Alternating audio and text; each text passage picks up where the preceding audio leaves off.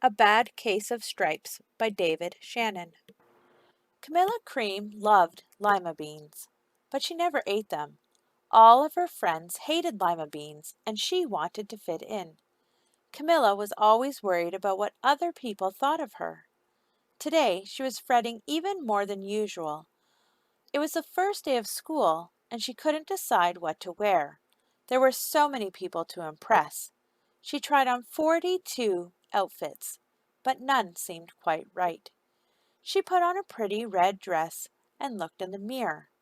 Then she screamed. Her mother ran into the room, and she screamed too. "Oh, my heavens!" she cried.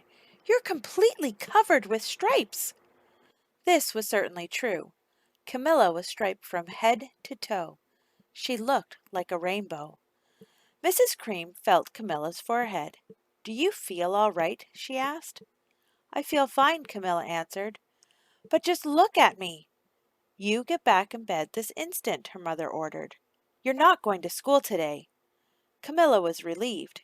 She didn't want to miss the first day of school, but she was afraid of what the other kids would say, and she had no idea what to wear with those crazy stripes. That afternoon, Dr. Bumble came to examine Camilla. "Most extraordinary!" he exclaimed. "I've never seen anything like it. Are you having any coughing, sneezing, runny nose, aches, pains, chills, hot flashes, dizziness, drowsiness, shortness of breath, or uncontrollable twitching?" "No," Camilla told him. "I feel fine." "Well then," Dr. Bumble said, turning to Mrs. Cream, "I don't see any reason why she shouldn't go to school tomorrow. Here's some ointment that should help clear up those stripes in a few days. If it doesn't, you know where to reach me." And off he went. The next day was a disaster. Everyone at school laughed at Camilla. They called her Camilla Crayon and Knight of the Living Lollipop. She tried her best to act as if everything were normal, but when the class said the Pledge of Allegiance, her stripes turned red, white, and blue, and she broke out in stars. The other kids thought this was great. One yelled out, "Let's see some purple polka dots." Sure enough, Camilla turned all purple polka dotty. Someone else shouted, "Checkerboard!" and a pattern of squares covered her skin. Soon, everyone was calling out different shapes and colors, and poor Camilla was changing faster than you can change channels on a TV. That night, Mr. Harms, the school principal, called. "I'm sorry, Mrs. Cream," he said. "I'm going to have to ask you to keep Camilla home from school. She's just too much of a distraction, and I've been getting calls from the other parents. They're afraid those stripes may be contagious." Camilla was so embarrassed.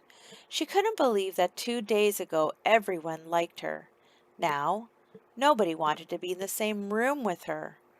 Her father tried to make her feel better. "Is there anything I can get you, sweetheart?" he asked.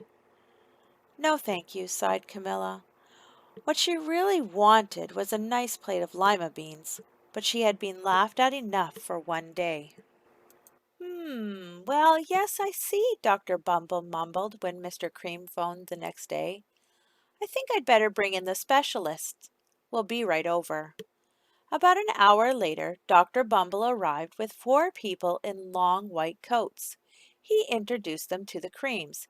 "This is Dr. Grop, Dr. Sponge, Dr. Cricket, and Dr. Young." Then the specialists went to work on Camilla. They squeezed and jabbed, tapped and tested. It was very uncomfortable.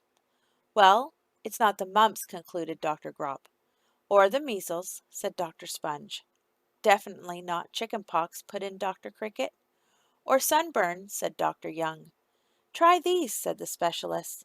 They each handed her a bottle filled with different colored pills. "Take one of each before bed," said Dr. Grop. Then they filed out the front door, followed by Dr. Bumble. That night, Camilla took her medicine. It was awful. When she woke up the next morning, she did feel different, but when she got dressed, her clothes didn't fit right. She looked in the mirror, and there, staring back at her, was a giant, multicolored pill with her face on it. Dr. Bumbo rushed over as soon as Mrs. Cream called, but this time, instead of the specialists, he brought the experts. Dr. Gourd and Mr. Mellon were the finest scientific minds in the land. Once again, Camilla was poked and prodded, looked at and listened to. The experts wrote down lots of numbers. Then they huddled together and whispered. Dr. Gourd finally spoke. It might be a virus, he announced with authority. Suddenly, fuzzy little virus balls appeared all over Camilla. Or possibly some form of bacteria, said Mr. Mellon. Out popped squiggly little bacteria tails. Or it could be a fungus, added Dr. Gourd. Instantly, Camilla was covered with different colored fungus blotches. The experts looked at Camilla, then at each other. We need to go over these numbers again back at the lab, Dr. Gourd explained. We'll call you when we know something.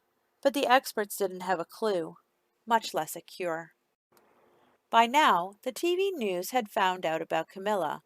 Reporters from every channel were outside her house, telling the story of the bizarre case of the incredible changing kid.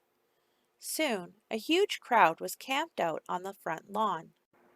The creams were swamped with all kinds of remedies from psychologists, allergists, herbalists, nutritionists, psychics, an old medicine man, a guru, and even a veterinarian. Each so-called cure only added to poor Camilla's strange appearance until it was hard to even recognize her. She sprouted roots and berries and crystals and feathers and a long, furry tail. But nothing worked. One day, a woman who called herself an environmental therapist claimed she could cure Camilla. Close your eyes, she said. Breathe deeply and become one with your room. I wish you hadn't said that, Camilla groaned. Slowly, she started to melt into the walls of her room. Her bed became her mouth. Her nose was a dresser, and two paintings were her eyes. The therapist screamed and ran from the house. What are we going to do? Cried Mrs. Cream. It just keeps getting worse and worse. She began to sob. At that moment, Mr. Cream heard a quiet little knock at the front door. He opened it, and there stood an old woman who was just as plump and sweet as a strawberry. Excuse me, she said brightly, but I think I can help. She went into Camilla's room and looked around. My goodness, she said with a shake of her head. What we have here is a bad case of stripes, one of the worst I've ever seen. She pulled a container of small green beans from her bag. Here, she said, these might do the trick. Are those magic beans? Asked Mrs. Cream. Oh my, no, replied the kind old woman. There's no such thing. These are just plain old lima beans. I'll bet you'd like some, wouldn't you? She asked Camilla. Camilla wanted a big, heaping plateful of lima beans more than just about anything, but she was still afraid to admit it. Yuck, she said. No one likes lima beans, especially me. Oh, dear, the woman said sadly. I guess I was wrong about you. She put the beans back in her bag and started toward the door. Camilla watched the old woman walk away. Those beans would taste so good, and being laughed at for eating them was nothing compared to what she'd been going through. She finally couldn't stand it. Wait, she cried. The truth is, I really love lima beans. I thought so, the old woman said with a smile. She took a handful of beans and popped them into Camilla's mouth. Mmm, said Camilla. Suddenly, the branches, feathers, and squiggly tails began to disappear. Then the whole room swirled around. When it stopped, there stood Camilla, and everything was back to normal. I'm cured, she shouted. Yes, said the old woman. I knew the real you was in there somewhere. She patted Camilla on the head. Then she went outside. and vanished into the crowd. Afterward, Camilla wasn't quite the same. Some of the kids at school said she was weird, but she didn't care a bit. She ate all the lima beans she wanted, and she never had even a touch of stripes again.